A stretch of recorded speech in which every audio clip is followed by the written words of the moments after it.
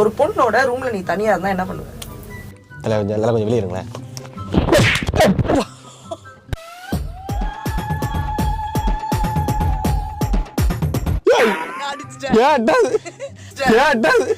என்ன எல்லாரும் வெளில போக சொல்லுவியா?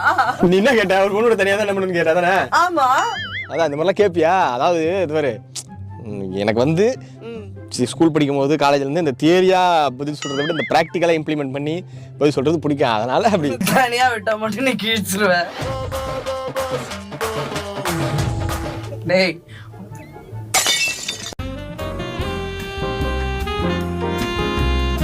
சத்திய சோதனை சரி டக்குனு இப்படி முக்கம் வந்தாலே வாழ்ந்தா இவங்களை மாதிரி தான் வாழணும் அப்படின்னா அது யாரை மாதிரின்னு சொல்லுவேன்? அப்படிலாம் பெருசா ஆசை இல்லடா, நிம்மதியா வாழ்ந்தா போதும். கரெக்ட். இன்னைக்கு இருக்க சுச்சுவேஷனுக்கு